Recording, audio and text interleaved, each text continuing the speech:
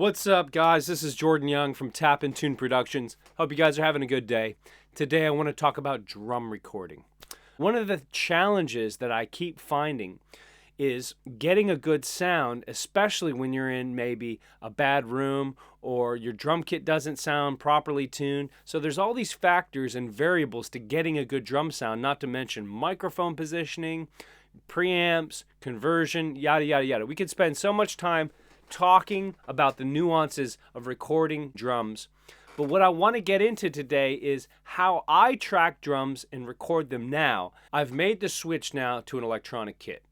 Now, some of you guys out there may be saying, oh man, that's not the same. Well, to me, having a really good software program where I have really good drum samples and I can tweak the sounds is so convenient. I bought an Alesis Nitro kit.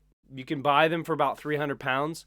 They're not expensive, but it's just interfacing into the software. I'm not using any of the stock sounds. I'm using Steven Slate 5.5 to get all my drum sounds. And I also use third-party samples to add extra dimensionality or add a bigger snare or a bigger kick sound. So in today's tutorial, I'm going to teach you how I record the drums via the electronic kit, interfacing with Pro Tools, recording MIDI, and then how I do my processing for the drums to really make it stand out in the mix. You guys out there that are doing drum recording and using electronic drums, this is going to be a great tutorial. You're going to get a lot out of it. So anyways, let's jump into it and I'll show you what's going on. Okay, so here we are in my home studio. Here's my kit. Pretty standard, just 5-piece kit.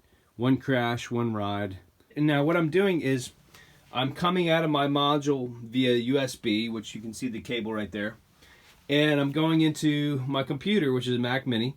Once I get all set up, I'll show you Steven Slate and how I record drums. So here we go. Okay, guys, so this is what's going on. Here we are inside Pro Tools. This is my drum track. I'm using Steven Slate 5. So here's the kit in Steven Slate 5. It consists of this Pearl kick drum, a 6-inch snare, 10-inch, 12, 18 toms. Anyway, cymbals, Sabian ride. Oop. So, and then Sabian hi-hats. So that's the kit.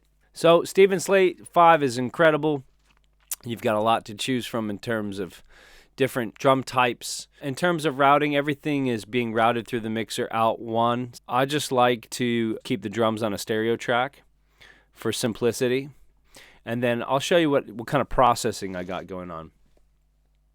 Over here I've got Shep's Omni channel, which is a fantastic plugin made by Waves. I'm adding saturation. Drums really benefit from saturation in a mix. So I've got even harmonics and I'm saturating the drum bus. I'm adding this thump circuit, which is adding some low end weight to the kick drum, 2 dB. And other than that, I think there's maybe a little bit of FET compression going on. And then over here, you can see down here, I'm blending in back my dry signal and then boosting the output to get this parallel compression thing happening. Other than that, a little EQ, I think around 12K, I'm boosting about 7 dBs quite generously, kind of like a high shelf to bring out the cymbals and get a little clarity. And then also around 2K, I'm just bringing up a little bit just to bring up some of the bite or snap of that snare drum. So that's about it. If I wanted to add a little bit of lows, I could add some lows. Like the kick drum harmonic, maybe listen to it and find anywhere from like 70 hertz to 100 hertz, and I could boost that up a little bit. I'm also adding Vitamin, which is another harmonic saturation plugin. I'm adding some highs, some high mids. And I want to make that stereo down here. And then also adding some more low harmonics, which I can make mono by bringing this parameter.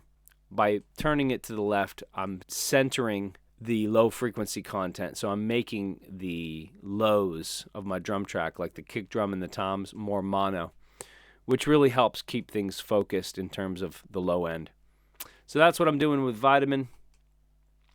Another great plugin for drums is this Smack Attack by Waves. Essentially what it is a transient shaper and allows me to change the envelope of the drums, which means I can get a little bit more attack from the drums just by bringing up the attack. It also has a compressor, so I can bring up the tails or the sustain. And if I go here to my dry-wet ratio or mix knob, I can do parallel envelope shaping and compression all in one plugin, which is cool. In Pro Tools, you look at Playback Engine. 64 samples. You could go 32 samples, although depending on your computer and your setup, that might cause some errors. So yeah, hit OK. So let's go back into the track and let's record some drums.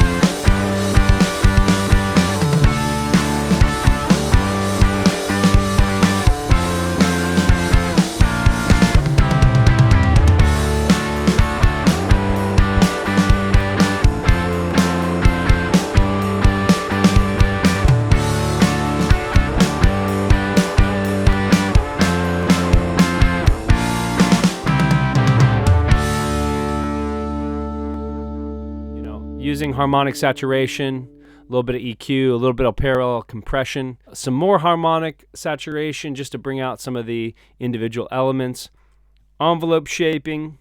These are just a few techniques that I use when mixing drums. Hope you guys enjoyed this tutorial.